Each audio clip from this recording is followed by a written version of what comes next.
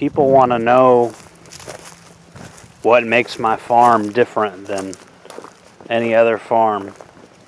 And, well, every farm is different. But specifically, what makes my farm different than the vast majority of farms is we're doing things the slow way and we're doing things the hard way. And we're also deciding what to do based off of what nature wants to do. Nature is a business partner of mine. You see this river rock driveway? It was selected intentionally because of the heat retention, things like that, because of the drainage, you know, keeping the moisture retention high. It helps the nearby trees, which I have encapsulating the farm to create a microclimate. And here we have a pile of gravel. This is something I'm still working on. The creation of a microclimate involves keeping the temperature of the ground hotter and also having natural vegetation work in your favor, cutting down on the wind and all that. Also reducing hurricane damage. I have nature working with me instead of against me.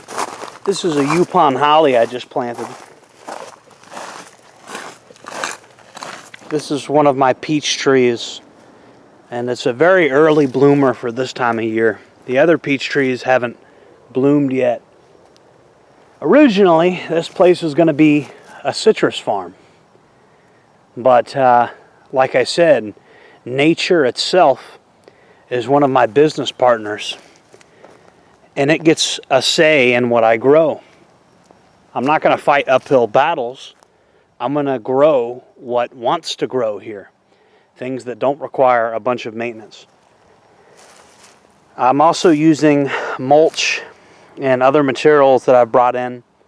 You know, I'm bringing in materials.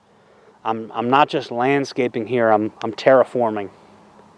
I'm bringing in lots of raw materials, lots of soil, lots of mulch, lots of rocks. These yellow flowers, they always bloom this time of year. They're called jessamines. But you don't want to type that into Google Images because it turns out there's a certain actress that goes by that name too, and the stuff she does is, well, don't look it up at work, let me put it that way. I've got my oyster redneck landscaping job, and I'm always paying attention to detail. I'm thinking about long-term strategies to improve drainage and also to suppress weeds where I don't want them, but to also help the trees where I do want them. When you have good drainage here, it means that your shrubs and bushes and vines and Yupon holly and all this wild stuff that just grows in clumps, you get a very good wind resistance barrier if there's ever a hurricane. If you look closely, you could actually see my old fence that this property used to have a fence. It still does, it's just crumbling. There's my chicken coop right there. That's my old fence, and that's my new fence. I have two fences. Needless to say, there's only one fence I care about, and that's the new one. The old one, I guess, is an additional security barrier, but certainly like the new one more. Here's the sign everybody knows and loves. No stupid people allowed here. How's this for rugged landscaping? It just kind of bleh. It just kind of got thrown together. I like how it looks. With every passing month, it looks better and better. The more worn it looks. And you got little bits of vegetation growing up through the rock. I think it looks pretty classy. This lemon tree has definitely seen better days.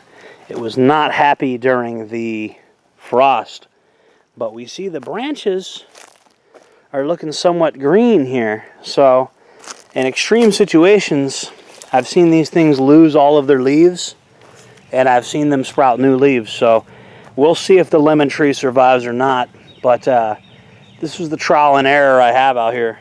The orange tree is also struggling, but not as much. We see solid green here, and we see some leaves survive. So absolutely, I think the orange tree will make it. So I'm opting for land management practices that benefit myself and also benefit the nature. And that's what I'm hoping that will work out here. And we're not doing things the easy way. We're doing things the hard way. We're trying to set up a good foundation. And this is the slow, hard way of doing things. Seashells and oysters, very good for reducing the temperature of the house.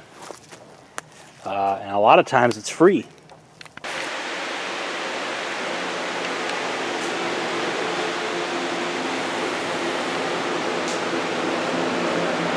We're not even close to like real total capacity of what we could be doing, but I'm very confident that we will get there. You know, we're operating at maybe 5% of the capacity we could be operating at.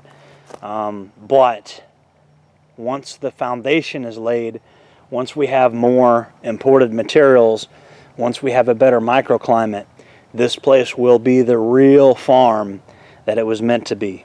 And that's what I'm hoping for, guys. Thank you for your continued support. I know that my core audience are the ones that are going to watch this video. I know you guys are the ones that really care and really want to see this operation thrive. And I thank you guys for that. Jordan Jereb, signing off.